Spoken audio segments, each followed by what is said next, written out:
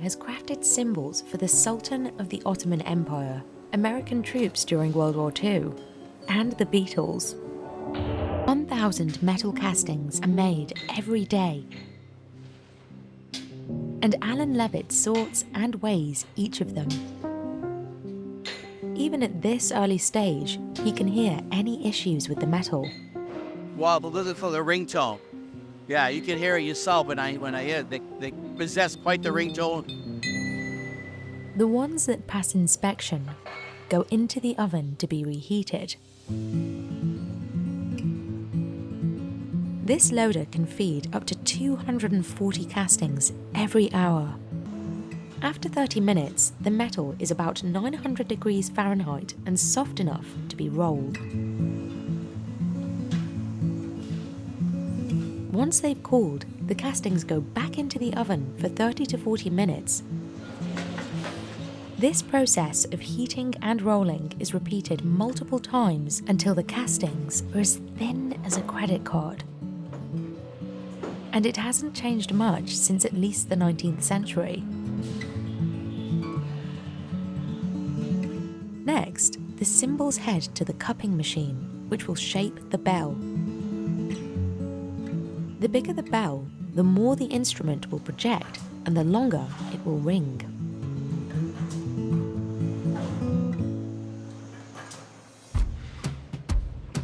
Joe Pillai has worked in almost every step of production in his 29 years here. He uses a blanking press to cut the cymbals to the correct size. All of the extra metal goes into our scrap printer, and it all gets recycled. Then, it's time for hammering. The first step that really begins to change the sound. It more or less controls the shape, and it regulates the sound waves going through. The impact hammer creates dents at precise points and can apply different pressure throughout. The rotary hammer creates a circular pattern with consistent pressure. Both machines affect the pitch and tone. The cymbal gets its signature umbrella shape in the forming press. The deeper the curve, the higher the pitch. Then it's time for Joe's favourite moment: lathing.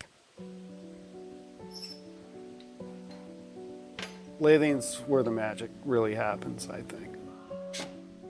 Different type of lathing, different type of sound. The shaper scrapes off layers of metal as the cymbal spins.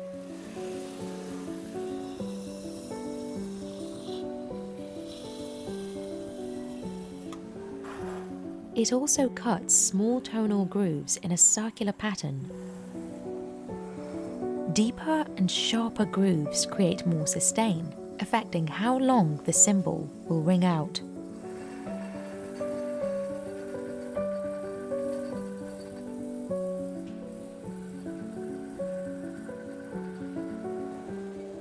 Joe tapers the cymbal down, making the weight even. He has to be careful not to apply too much pressure, or he risks overworking the cymbal and making it too thin. You're always troubleshooting. I think you're just trying to figure out how to make the cymbal perfect, you know. That's what I love about it. Finally, he removes any imperfections with a grinder.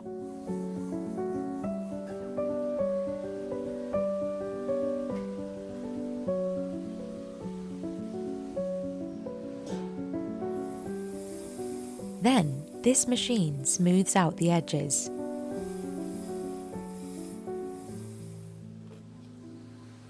But they aren't ready just yet. Each cymbal needs to be tested. Joe works closely with Guy Licata, the manager of innovation, to test 200 in half an hour. At this stage, we're just looking really for major visual and sound defects. You know instantly if it's a good cymbal or a bad cymbal. It's when they're questionable that you really dig into it and debate it. Well, this one was overworked. You could see the rippling. Within acceptable ranges between here and here. So this is the standard. are almost identical. So this is considered conforming. This would pass.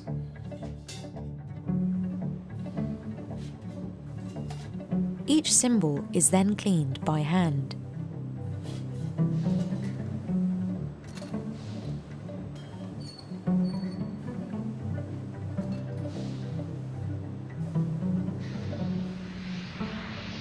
And finally, coated with a polyurethane solution. Mostly to protect against fingerprinting.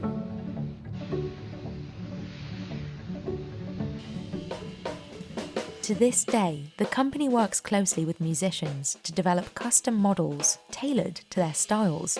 Artists are looking to express themselves. They're looking for, sometimes it's a sound, again, sometimes it's a tactile feel or response, sometimes it's an emotion. We travelled to Massachusetts to see how, after 4 centuries, this business is still standing.